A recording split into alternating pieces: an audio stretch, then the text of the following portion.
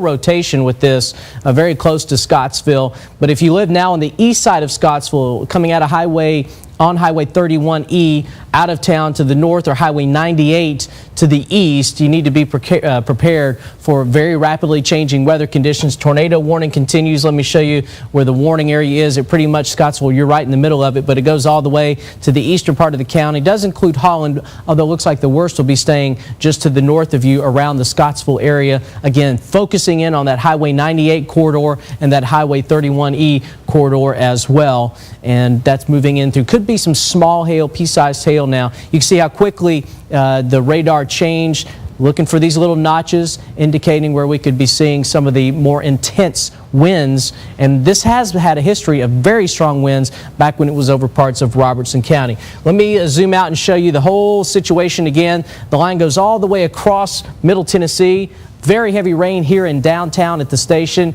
It is roaring on the roof. There you see, there come the winds. Again, talking about 60-mile-an-hour winds. This has already come out of the western part of Davidson County now into the downtown area, and 50 to 60-mile-an-hour winds just based on the pictures there. Let me take a look at what's going on. We've got pea-sized hail northwest side of downtown, and it is pouring rain. That is intense wind. That's looking at some of the reports. There's going to be a tornado warning, by the way, coming out for Williamson County for a storm south of Leapers Fork and will pass just south of Franklin. That's going to be coming out here in just a few minutes, so make sure to stay tuned for that. The tornado warning continues, as I mentioned. Okay, here's the new warning. Tornado warning for Davidson, Murray, Rutherford, Williamson counties. And you're going to have to forgive me. I've got a computer over here that I'm looking at. Tornado warning for Davidson, Murray, Rutherford, and Williamson counties until 8:30. At 7:50, National Weather Service radar indicated a severe thunderstorm capable of producing a tornado. This dangerous storm located 7 miles west of Spring Hill, 8 miles north of Columbia, moving east-northeast at 55 miles per hour. All right, now downtown Nashville is not included in this tornado warning. We are under a severe thunderstorm warning. If you live in downtown Nashville, if you live out 12th South, if you live in Bordeaux, if you live out toward Metro Center, if you live out toward Percy Priest, you are not included in the tornado warning. Let me show you where this tornado warning is. Intense lightning, intense line of thunderstorms. Here is the tornado warning. There comes the thunder. I don't know if you can hear it over my microphone, but it's loud. All right, there's the tornado warning in effect. In the city of Franklin, you are included in this tornado warning. There's Hillsborough Road, there's Franklin Road, there crossing in downtown Franklin there.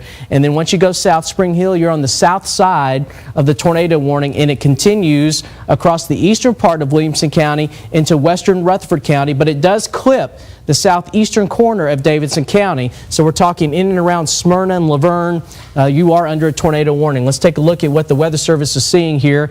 There's the storm, and there's the most intense part of it right down here, right around Spring Hill.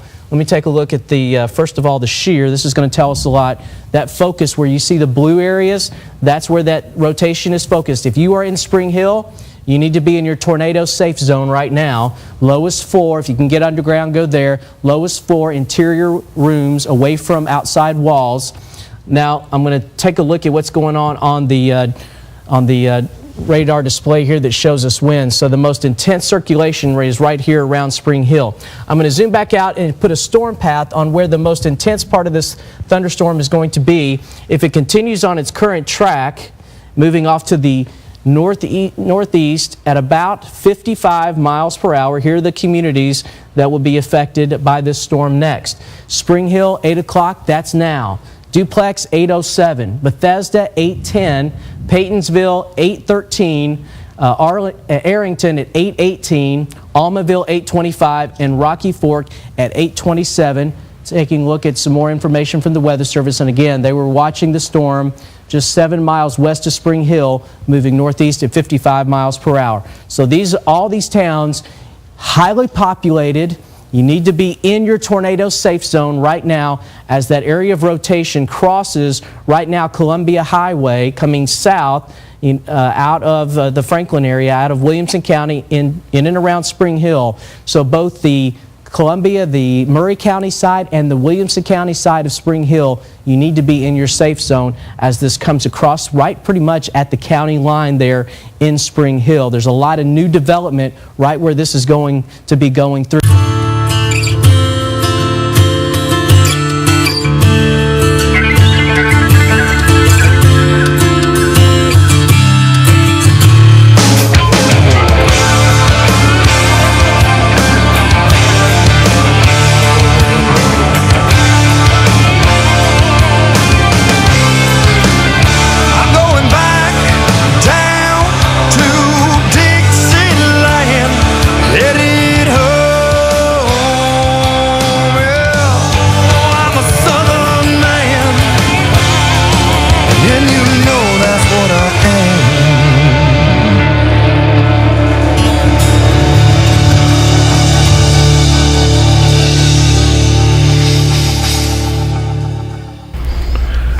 Welcome everyone to this Thursday night's edition of Southern Woods and mainly waters outside. And I'll tell you what, we've been watching the news with you, watching the weather, and my goodness, it's coming a frog choker out there. But I tell you what, look at that right there. That is just, I mean, it's coming on down. 60-mile-an-hour winds right now being recorded right here in downtown Nashville. So if you want to go, you know, from here to Old Hickory in record time, just throw out your coat. You'll be there. But hey, we got a great show for you tonight anyway. Forget all the worry and being worried about all of that. You're covered. Let's just go to have a good time tonight. Let's broaden out and introduce our guest to you tonight. I have with me somebody I've just met. I got excited when I saw his stuff on Facebook, and I got to, you know me, I'm gonna dig in a little deeper, and I went on his website and I checked him out, you know, top to bottom and all this, and just got a great product. And I tell you what, I got excited about it, and I know you will too. His name is Matt Krim. Matt, thank you so much for being with us. Absolutely. And you're the proud owner and proprietor of DuckSkulls.com. I am. What a thing! Who would have thought it? Who'd have thunk it? I get it all the time. You know, why did I think of that? Or yeah, you know, or really. I'm over here kicking Craig. You know, why didn't you think of this? You know, and with you, along with him on the other side, is a good friend of mine and avid hunter in his own right. Pro staffer for Southern Woods and Waters and Extreme Outfitters. We got Craig Knowles. Craig, thanks for being on the show. Good to be here. Also, I gotta say, Team Rapid, man. Hey, if your house is being flooded right now, or if hail's just tearing down the roof, call Craig. I mean, Craig can help you out. Team Rapid will be Johnny on the spot. But hey, this is your kind of weather right here.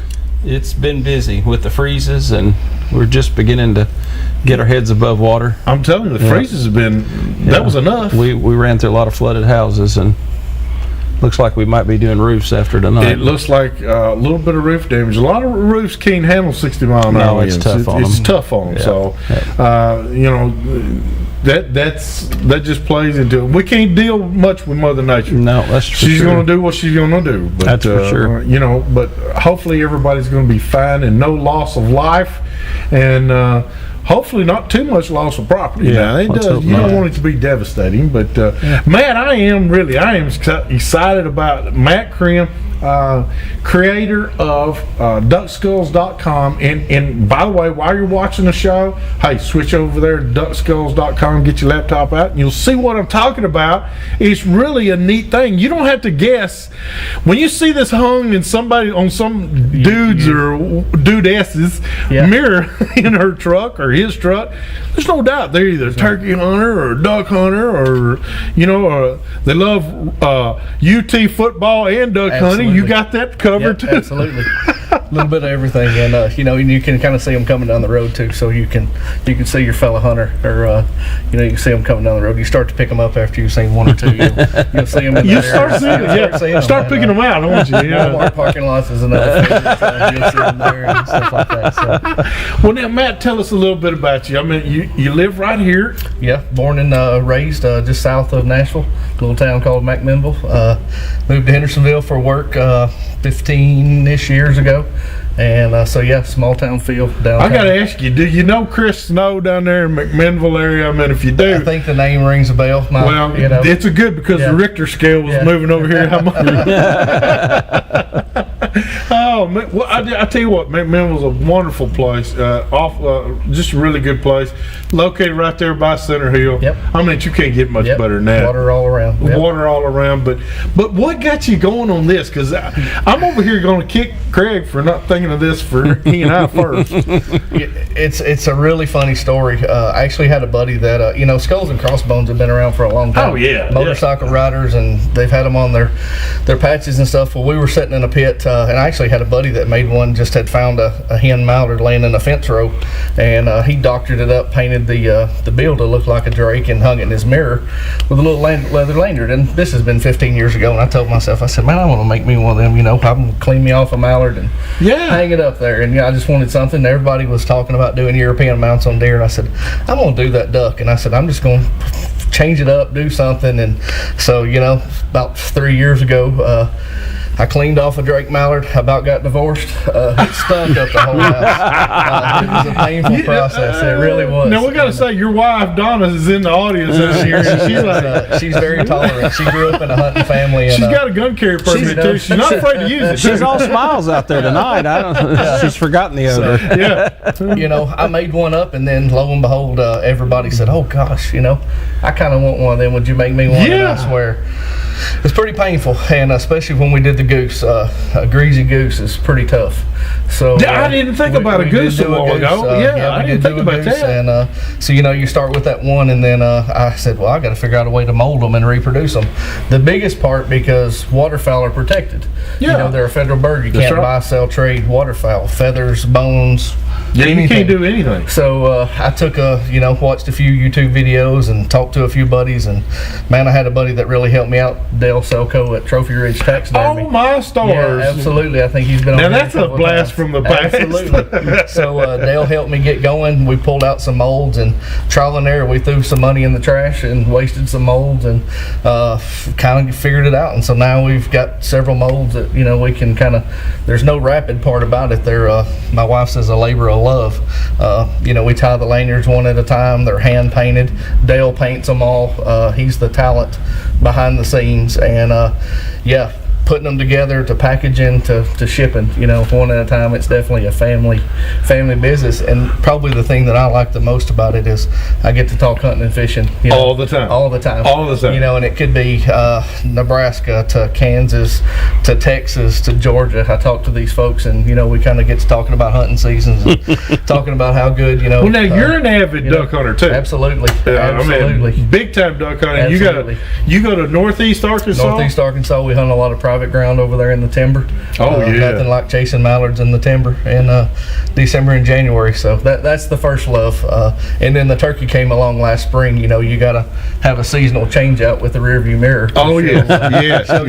So we rolled the turkey out last spring. It's been pretty popular, but hands down the ducks. Duck hunters are a little different breed, and they've definitely the margin there is higher for the. Well, duck hunters to me, they have a standard. They do. It's a little bit. They do. Turkey hunter, we don't care. They're rough. They're rough. We're just rough old boys that don't shave but once a year. But we still love turkey hunting. So that's really how it started. We didn't really know. You are in Hendersonville, Tennessee now, right? Tennessee now, yes. And it's just www.duckskulls.com. Correct. Duckskulls.com. Yep. And you've got. We were talking about some other skulls too. You mentioned the goose. Yep. Goose. We got duck, turkey. Yep. You said something about a pheasant too. Did you? Have you done a pheasant? We've not done a pheasant. We had a few folks call that wanted that had wanted a pheasant. A pheasant hunter. There's quite a array of pheasant hunters out there. And, I'm thinking about a quail, but you'd have to make a ring out of a quail.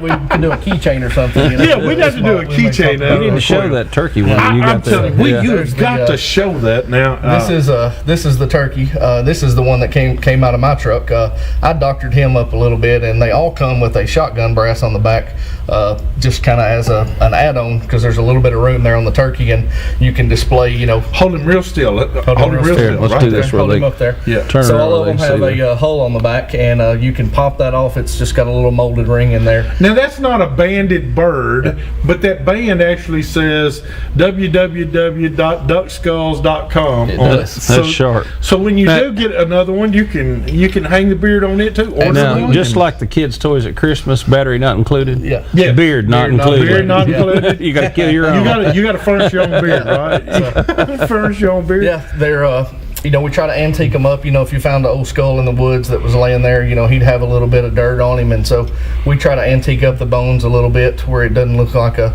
clean skull. And like I said, I put the beard in there and kind of made it fancy. I'll tell you, I'm intrigued by it. When I saw it and when I talked to you about it, I was like, I got to have one of those. Yeah, I mean, it's me. I just got to have one. Hey, we got to take a break. Our first break, visit some of our fine sponsors. But when we come back, we're going to have our pictures of the week, but we're also going to take you on a little bit of instructional video.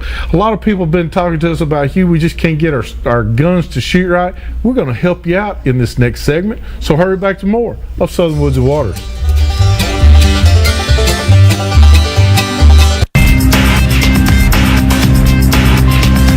Get up to a 100% scholarship to college and up to $60,000 in assistance. Get paid to learn valuable job skills. Maybe make an extra 20 grand when you join. All while you serve your community and your country. Learn more at NationalGuard.com. This is the year. The year you come home with a stringer full of memories. This is the year you gain 10 pounds. The year you find a new favorite color. This is the year you reach your limit and let go. The year that one more last cast finally pays off. This is the year you stop fretting and start fishing. Bass Pro Shops. Your adventure starts here with 3 easy ways to shop. Friday on Talk of the Town, it's the newest hotspot for folks who like good food and good fun. We'll take you inside Pinewood Social, Music City's favorite new social gathering place. Then Nashville has a team to root for on The Amazing Race. We'll talk with songwriters Jennifer and Caroline about returning to the show for The Amazing Race All-Star Edition. Plus, are you ready to ditch the winter boots in favor of colorful sandals and pumps? See the latest shoe styles for spring. And win tickets to Shamune Friday at 11. Think you found every hazard out here today? Think again. The spot you missed could be a killer. That spot on your skin could be skin cancer. If you're a man over 50, you're in a group most likely to develop skin cancer, including melanoma, the kind that kills one person every hour. That's why your best shot is to check for a spot. It's easy. Follow through and check your skin. Go to spotskincancer.org to find out how. A message from the American Academy of Dermatology. All right, welcome back, everyone. This week's Pictures of the Week is being brought to you by Flowers Garden Center. Hey, guys, let me tell you something. I know this bad weather's coming through right now, but if you really want to get out there and go fishing, because I know you're eating up with cabin fever, but start thinking about getting some flowers from Mama first, and planting those, and then you can go fishing. Hey, our first picture here, this is from a good friend of ours. This is Daniel Hallam, and Daniel was on Center Hill. Look at what a nice largemouth he gets there on Center Hill. Hey, another thing is you can check Daniel. Just go to YouTube and click in Daniel Hallam. He's got some how-to videos for Old Hickory and Center Hill that might just help you out the next time you go. Here's one that Daniel got on Center Hill also, and then this one right here he took from Old Hickory. So he's pretty good on his largemouth. And then I got to show you one more here. Looky there. That's what rolls in the waters of Caney Fork. Those big splashes you hear in the middle of the night around midnight, those aren't little bitty trout. Those are 50-inch muskies doing that. Those are great fish. Hey, if that doesn't get you wanting to go fishing, nothing will. You can send your pictures to us here at Southern Woods and Waters, 474 James Robinson Parkway, Nashville, Tennessee, 37219, or simply email them to me, Hugh, at southernwoodsandwaters.com. We'll get them on here fast. A lot of pictures coming in. We got some awesome things going on right now in the fishing world, but I think his storm's going to stop it all. You better give Nick credit for that fish. You ran right through who caught that fish. I know Nick Adams, and he has Tennessee Moving Water Guide Service. He and J.G. Allman, and I'm glad you brought that up. Hey, let me tell you something. Check them out, www.Tennessee Moving Water Guide Service, or you can Google search it. But Nick Adams, J.G. Allman, they won't take you fishing unless they're biting. So that's a good thing. That's not the first one like that. That's not the first one. Go look at all those pictures they got. Man, they make you sick looking at all those pictures. I tell you what, we now want to take you. A lot of guys and gals constantly asking us, how do you sight in a gun? How do you sight in a rifle? And man, let me tell you something. We have seen some things out there. The windage, the left and right being on top, and the up and down being on the side, and man, we've seen it all. We're going to help you out with this. So let's go right now.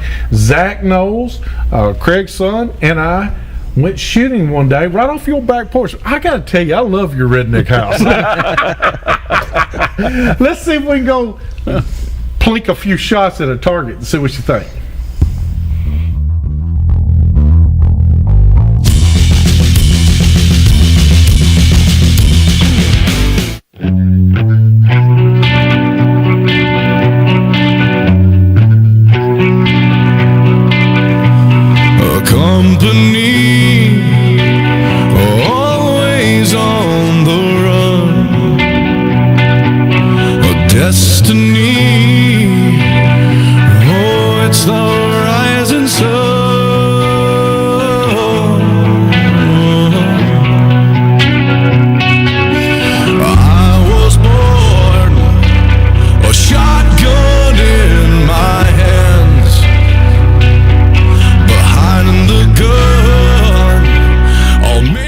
Hey everybody, Hugh McNaughton, Southern Woods and Waters, along with Zac Knowles. Zac, pro staffer for us, and also one of the owners of Extreme Outfitters. Zac, we just wanted to help some folks out. Zac has been guiding a bunch of guys that coyote hunting, along with Bundy and Johnson and me. We all been doing all of this, but every now and then we run across a client that says, "Well, I just picked this gun up yesterday, and I picked it up from the gunsmith, and he bore sighted it." Bore sighting means that it should be on paper. It gets you close, but it's not what you need to go hunting. No, and when we're talking about coyotes, what would you say the average is for coyotes? I mean, we're coyote hunting right now. The average about 200 yards. Yeah, I mean, it's going to either usually work one of two ways. They're either going to come on into the decoy and be 20 yards and kill them with a shotgun, or they're going to hang up out there probably 200 to 300 yards. Yeah.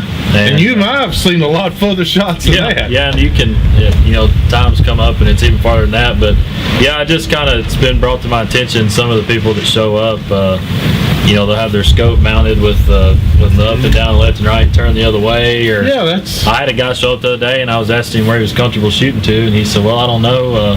He said, "I just bought this rifle last night and had it bore sighted, and actually I've never shot it." And it's just so. And I think a lot of people, it can be confusing sometimes to a lot of people on how to get them just right and where you need to have it at 100 to be able to shoot further distances. And so we thought we'd just put together a quick video. And you get into shooting, and especially off of Pinterest and stuff, you can basically get as complicated as you want to get, but we're just going to kind of do a quick hunting scenario setup.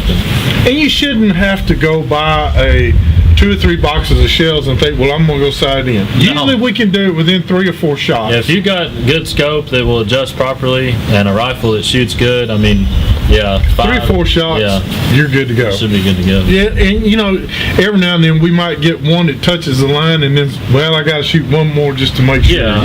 Just a confidence builder, and that's all really sighting in a rifle is a confidence builder. You want to know that you can make that shot. Yep. And that helps so much in hunting situations. And Zac, we've run across a lot of people that just weren't confident. Right. And you even had one that really didn't shoot. I mean, he had 3 opportunities. Yeah, but he wasn't happy with his confidence. Yeah, I've had several. I took a guy just a couple days ago that had 3 coyotes at 150 yards standing still for probably 2 or 3 minutes and never fired. Never took the shot, and that's because he just wasn't confident. Yeah. And ladies and gentlemen, you got to be confident. You got to be confident in your weapon. You got to be confident in your shooting ability. Yep. You use a bipod. I use a bipod. I use a bipod, or I use sticks. Yep. But we're always using something to rest Yeah, on you need a good to rest. build our confidence up. Yep. Bundy does too. So these are just things that we're going to share with you today on this film, and we're going to show you how to sight one in and be pretty much on target, pretty close, and pretty quick. Yeah, we won't use up a box of shells. Hopefully, my shoulder can handle all of that. But let's go show them how to do some of this. Let's Okay. do some shooting. All right, folks. Today, the rifle we're going to be shooting. This is a Remington 700 22-250. This is one of my personal rifles that I like to coyote hunt with, and it's a good flat shooting round. Sitting on top of it here is a Swarovski Z3 4x12 but 50 scope. That's a good power for coyote hunting. The 4 power is good for those up close shots, but you can go on out to 12 for those 300 and 400 yard shots, and it works good. Just kind of a quick overview. Most people know, but I have seen it where people haven't had it on here correctly. I would actually suggest that you have your scope mounted by a gunsmith, because they'll have a deal that they'll put on the barrel here with a line where they can make sure that you get your crosshairs lined up exactly flat, and you don't have it on there crooked. And these screws on the scope mounts, you can actually tighten them obviously too loose and your scope won't stay, or you can tighten them too tight and you will cause your scope to flex. It'll torque it, and that can cause you to be inaccurate. So I would suggest having it mounted by a gunsmith, and if they offer bore sighting, have it bore sighted. That will usually put it on paper at 100 yards and make your job easier. When you go to adjust the scope, you should have a turret on top here, and that will be to do your adjustments up and down. All scopes are going to be different. These Swarovski scopes are made in Austria, so some of the markings on them are a little bit different than an American scope. But you'll have one way will obviously be up and one way will be down. 99% of your scopes, one click of the scope is going to be a 1/4 inch of adjustment at 100 yards.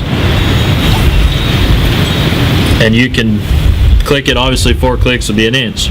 So the top's going to be your up and down, and the side over here is going to be your left and right. And you really want to pay attention. There will be a letter.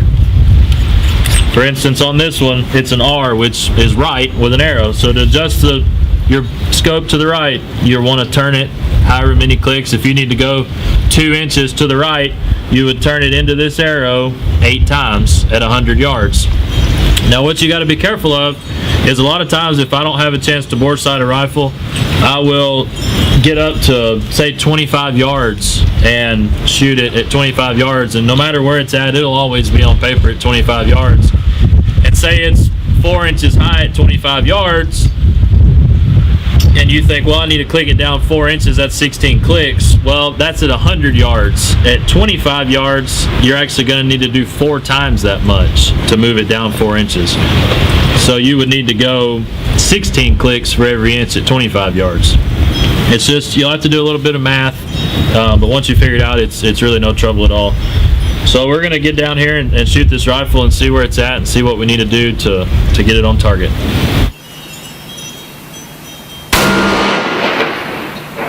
No, it's not on. No, it's not. Alright, I'll just start right there. Because that's way up high. Alright folks, we shot the first time, and it appears that we're about probably 6 inches high and 1 inch right. So what I'm going to do is, and right now I'm shooting just at a big round target. It doesn't have any inch markers or anything. I'm going to shoot at one of those to just get it close, and then once we get it down close, I'm going to move to a target that's got the inch measurements on it where we can get exactly like we want it. So I'm going to take off my top scope cap here, and I'm at 100 yards, 6 inches high, and I know I want to be somewhere around 2 inches high. So I'm going to move this scope down 4 inches, which at 100 yards will be 16 clicks.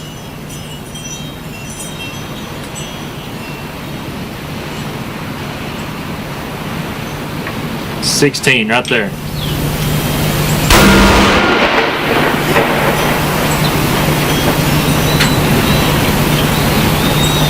Okay, that one is about 2 inches low and 1 inch right. So what I want to do here is either I didn't hold right or the scope didn't adjust right, one of the two, and it could be the 30-mile-an-hour crosswind today. But I'm going to go ahead and shoot another shell before I adjust it and see if I can get a group going. Because if you're not careful, if you just try to adjust it every time you shoot, you won't ever be right. Because it could be the wind, I could have jerked, could have been anything.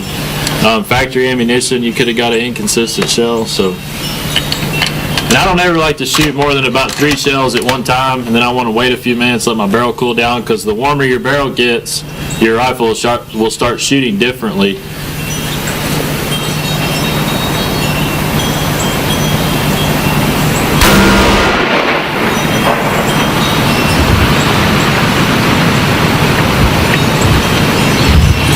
I'm hoping that's touching the other one. I can't tell by this. Okay, folks, that bullet hole is touching the second one I just shot. So I obviously pulled a little bit on my first one. I wasn't quite as high as I thought I was. So I'm about too low now, and I want to be too high. So I want to go back up 16 clicks. It may be that we got lucky and it was on the first time and I just jerked it. So we're going to go back up 16 clicks.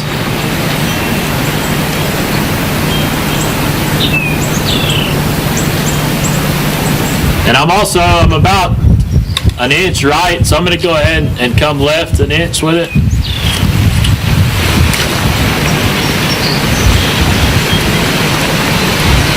That'll be 4 clicks to the left.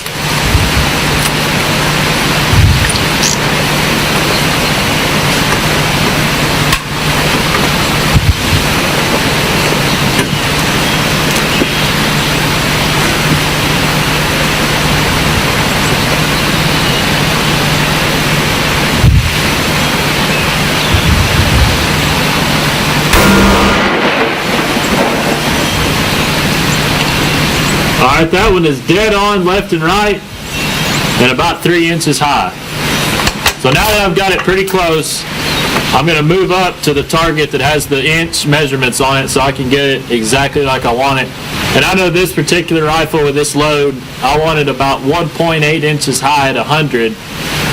And that'll correspond with the ballistic reticle that I have in this scope, which I'll show you here in just a minute. And basically what that is the reticle in this scope on the vertical crosshair, it has the 0 right in the middle, and then it has a series of dots and lines down the vertical reticle. And what that is I know that if I get my rifle with this load 1.8 inches high at 100, that each of those lines has a corresponding distance. And so I know that if I have a target at 418 yards, there's a line on that reticle that will be somewhere within about 50 yards of that.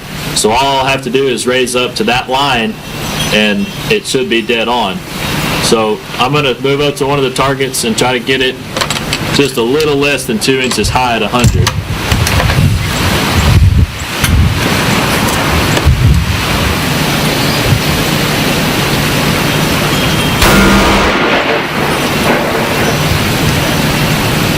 About a ½ inch left and about 1.8 high. It's right under that 2 inch line.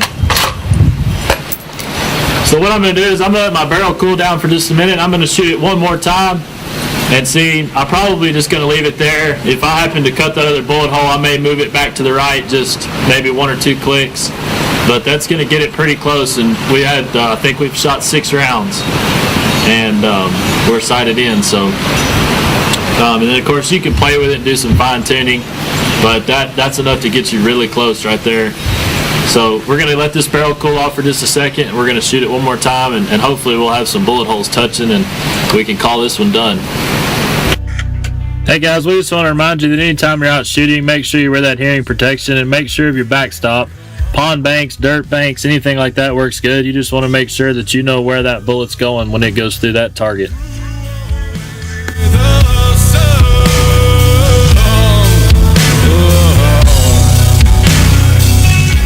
All right, welcome back. Hey, we got to go do our product of the week, so let's go to it now. That